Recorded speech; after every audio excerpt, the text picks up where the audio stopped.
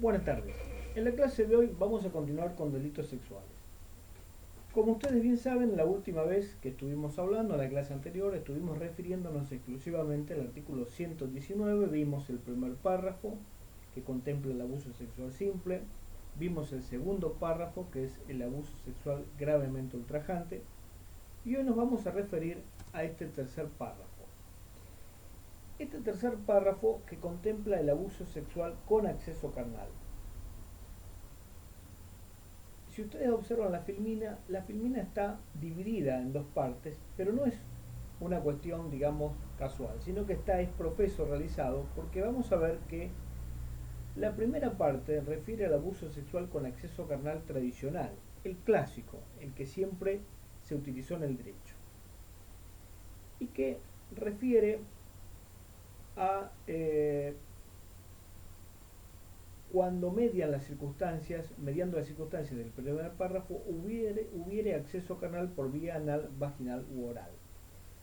Ya vamos a ver qué es acceso carnal, vamos a ver qué son estas vías, pero lo que me interesa destacar ahora es que es el mismo párrafo tercero produce otra cuestión que dice o realizar actos análogos introduciendo objetos o partes del cuerpo por alguna de las dos primeras vías.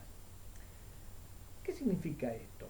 Específicamente a lo que quiero aducir con esto es que habría dos modalidades, una esta tradicional y esta que es producida mediante la introducción de instrumentos, objetos o partes del cuerpo por alguna de estas dos primeras vías. Esta fórmula deriva del derecho español y ha sido recipiendada en este tercer párrafo.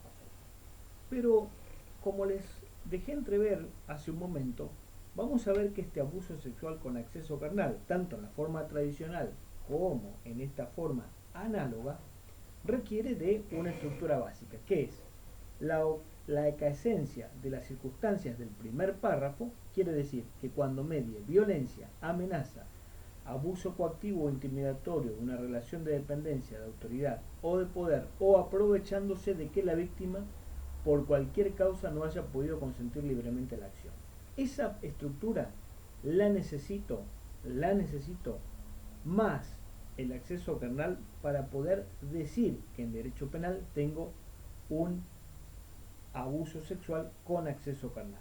O el análogo, porque el análogo también, la única diferencia que van a tener con el análogo es que solamente son dos vías, ¿sí? Esta incompetencia, esta incomplitud que tiene el legislador, que no entiendo por qué, de no poner las tres vías. Vamos a ver que podría generar eh, alguna cuestión, pero lo vamos a ver más adelante. Vamos a ver ahora qué es esto de acceso carnal, porque fíjense en ustedes que si ustedes observan, ¿sí? Habla de lo que habla de un acceso carnal. ¿Qué es el acceso carnal? Fíjense en ustedes, hay miles de definiciones. Ustedes pueden tomar la que más les guste, la que más les sea de su agrado.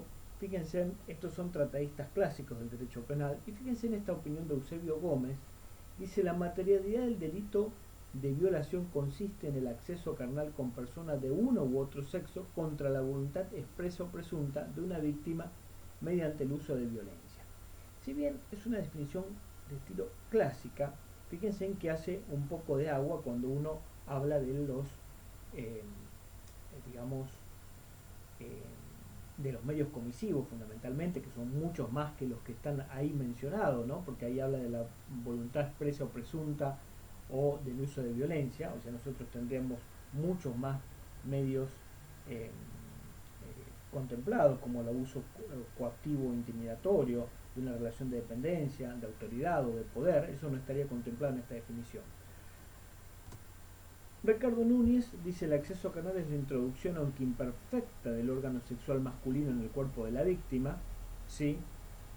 Y dice ahí abajo, no es necesaria la insiminio seminis, significa no es necesario que se llegue, digamos, a la eyaculación, ¿sí? Porque eso en su momento también estaba discutido. Fíjense algo, una definición que da Sebastián Soler, que me parece muy bueno porque contempla los quiero situar a ustedes un poco en esto de que se sitúan en el momento de producirse un acto de acceso carnal, ¿no? La violencia que tiene que utilizar el sujeto activo. Cuando digo violencia, sea tanto física como también la coactiva, ¿no? Pero violencia al fin. Y en el caso, digamos, de que recurriéramos al acceso carnal tradicional, introducir el órgano masculino dentro de la mujer, ¿no? Es una cuestión de fuerza, tiene que haber una resistencia también de parte de la víctima, ¿no? Eh, pero fíjense por qué remarco esta opinión de Soler, porque Soler dice es una enérgica expresión que significa penetración sexual. Se produce pues cuando el órgano genital entra en el cuerpo, ya sea por vía normal o anormal. Y acá, fíjense que utiliza dos términos que son vía normal y anormal. Y específicamente lo que se refiere con esto de vía normal o anormal, la vía normal sería la vaginal y la anormal sería la anal, o en este caso, como ahora está expresamente contemplada, la vía bucal. Otras definiciones también ustedes pueden encontrar. Sánchez Freite, por ejemplo, dice que el acceso carnal consiste en la penetración o introducción del órgano genital masculino en el cuerpo del damnificado a través de la vía vaginal, anal o bucal. Y bueno, refiere que la conducta análoga solo puede realizarse por vía anal o vaginal y por medio de la introducción de objetos u otras partes del cuerpo que no sea el pene. ¿Sí? Como les digo, definiciones pueden encontrar muchísimas. Tienen una propia, consiste en la penetración o introducción del órgano genital masculino en el cuerpo de la víctima por cualquier vía, ¿sí? Referida específicamente al abuso sexual con acceso canal de modo tradicional. ¿Cuáles pueden ser los sujetos? Sujeto activo, sujeto pasivo, pueden ser cualquiera de las dos personas. Pasivos pueden ser hombre o mujer. Activos, obviamente el hombre estaría sin cuestionamiento, y aparece la posibilidad de que si la mujer podría ser o no un sujeto activo. La solución está contenida en este tercer párrafo cuando dice que podría la mujer, es decir, la mujer podría, ¿sí?, ser sujeto activo del abuso sexual cuando dice que introduce objetos o partes del cuerpo. Es decir, claro está que la mujer no tiene pene, entonces la única manera de cometerlo sería mediante la introducción de objetos o partes del cuerpo. De manera tal que tanto sujeto activo como sujeto pasivo, hombres y mujeres pueden serlo. Fíjense en una aclaración que quiero hacerle respecto de esto de las vías, porque la ley 27.352 de mayo del 2017, que modifica este 119, antes de ese hubiere acceso carnal por cualquier vía, ¿sí? Y hoy está específicamente determinado que el acceso carnal por vía anal, vaginal u oral. ¿Por qué esto? Esto tenía que ver con la llamada fellatio inore, que era el sexo oral, ¿no? ¿Por qué esta discusión antes de la ley? Bueno, justamente porque había dos posibilidades de tipificación. Había, siempre ubicados dentro del 119, que algunos lo consideraran, es decir, la fellatio inore o el sexo bucal, como más le agrade llamarlo, podría ser ubicado dentro de estas dos variables. Es decir, si yo podía ser considerado como gravemente ultrajante, delito sexual, abuso sexual gravemente ultrajante, una minoritaria, y la mayoritaria que igual lo consideraba un abuso sexual con acceso carnal. Hoy, gracias a esta modificación por la 27.352, esto está zanjada. Esta discusión está zanjada. Vamos a ver ahora un poquito más en detenimiento esto de el abuso sexual de manera análoga, que como les dije estaría en esta parte, a partir de ese punto dice, o ¿no es cierto?, realizar otros actos análogos introduciendo objetos o partes del cuerpo por las dos primeras vías. ¿Por qué está remarcado este 2? Bueno, justamente por lo que estábamos diciendo hace un momento, esta incomplitud que tiene el legislador argentino. Muchas veces adopta modelos, generalmente son de la legislación española, ¿no? Y cuando uno observa esto no entiende de manera concreta eh, por qué lo hace, ¿no? Porque lo bueno hubiera sido que se colocaran las tres, digamos, las tres formas, ¿no? Anal, vaginal u oral. Fíjense, vamos a analizar, detenernos un poquito a ver esto que está especificado, porque dice actos análogos. Bueno, volvemos un poco a esto que tiene, como todos saben, el lenguaje, que tiene estas tres cuestiones, ¿no? La ambigüedad, la vaguedad y la textura abierta del lenguaje. Imagínense esto de introducir actos análogos. Estamos justamente introduciendo analogía dentro del derecho penal. Es lo mismo que cuando habíamos referido a gravemente ultrajante. Pero bueno, análogos referiríamos a considerar, digamos, análogos al acto, al acceso carnal, ¿verdad? Bueno, después habla de introducir, ¿sí? Bueno, y hay algunas discusiones doctrinarias respecto a qué pasaría con eh, el rozamiento, digamos, rozar. ¿Qué pasaría con ese rozar? Si yo rozo, supónganse ustedes, con lo que quieran, podría ser a una persona, valga la imaginación, desde con una zanahoria, con un cuchillo, rozar a la vagina de una persona, o con un, no sé, con un juguete sexual, sin introducirlo. ¿Cómo quedaría eso? ¿Sería tentativa? ¿Podría llegar a estar incluido o no? ¿Sería un acto análogo? O sea, todas esas son las, las variables. Objetos, no hay especificación de cuáles, pero esto en España, cuando se consagró legislativamente, ustedes saben que el derecho es un producto social, es un subsistema, dice Luhmann, de un sistema más grande que es la sociedad, y era necesario que se recibiera, porque había muchos casos de abuso sexual que tenían cierta similitud con el acceso carnal, pero no lo eran, caían en atipicidad porque habían sido realizados desde con un juguete sexual o no sé, con cualquier elemento que a ustedes se les ocurra, pero no era el pene.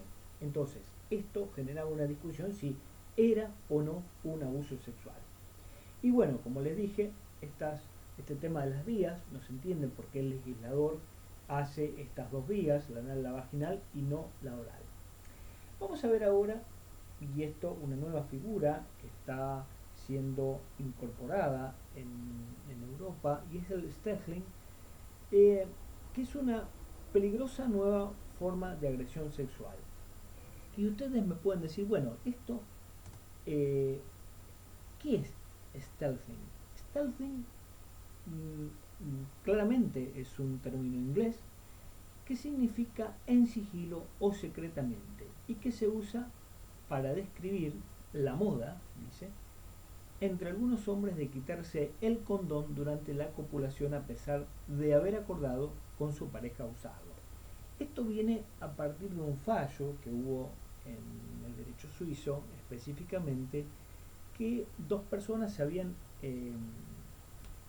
encontrado para tener sexo y en un momento determinado, teniendo ya la relación, habiendo comenzado el acto sexual, decide el hombre sacarse el preservativo y seguir teniendo la relación sexual. Piensen ustedes las complicaciones que esto trae, porque puede pasar que esto suceda en una relación consentida entre dos personas, en una relación de noviazgo o en una relación de pareja, que bueno, pasase esto, es una cosa, pero imagínense en que en este caso el problema consistió específicamente en que eran dos personas que se habían encontrado para tener sexo netamente, es decir, no se conocían, con lo cual esto de quitarse el condón en pleno acto sexual implicó para la víctima, en este caso la mujer, un alto, digamos, cuestionamiento, una amplia posibilidad de asumir enfermedades de tipo o de carácter sexual, ¿verdad? Con lo cual se generó toda una política, una política jurídica sobre este tema y que fue sentenciado realmente. Entonces, la pregunta es, volviendo a nuestro derecho penal argentino, es si esto podría ser contemplado en nuestro artículo 119. Y la respuesta es que sí. Y fíjense en dónde. La víctima, en el primer párrafo, porque dice, la víctima por cualquier causa no hubiera podido consentir libremente la acción, ¿sí? La víctima, en este caso, volviendo al caso de Suiza, no ha consentido específicamente que el sujeto activo se quitase el preservativo, ¿sí? Es decir que ahí encontraría anidamiento la figura del stealthing, ¿eh? Fíjense, esto es viene de la jurisprudencia suiza específicamente, y bueno, lo pueden leer tranquilamente. No consensual condom removal during sexual intercourse. Fíjense que dice expose victims to physical risks and pregnancies. O sea, lo traduzco para quien no lo pueda llegar a entender. Víctimas las expone a riesgos de no solo de embarazo, pregnancy, sino de enfermedades, y que, fíjense más abajo, dice many as a grave violation of dignity and autonomy.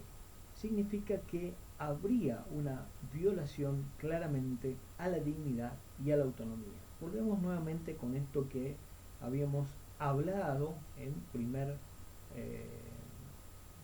filmina sobre el bien jurídico protegido. Y fíjense lo que dice un poquito más abajo, transforma el consensual sex, el sexo consentido, en una non-consensual sex, lo que requiere, dice un poquito más abajo, un riesgo de sobrecriminalización, demandando complete transparency about reproductive capacity. Es decir que lo que se está previendo es que esta forma de tener relaciones sexuales, es decir, no consentidas a partir de, digamos, la decisión unilateral, podría ser penado. Y ¿cuáles son los problemas que podría llegar a afectar esto? Porque esto, cuando fue en algún comentario que ha salido en la ley sobre esto, ¿cuáles son los problemas? Algunos dicen que esto podría llegar a afectar garantías constitucionales, fundamentalmente el principio de legalidad, ¿no? No se olviden ustedes que el derecho penal requiere sí o sí de la tipificación de las figuras, digamos, que yo voy a unir. Bueno, esto ha sido todo por este momento. Quedaría en ver las agravantes del artículo 119. Muchas gracias por haberme escuchado.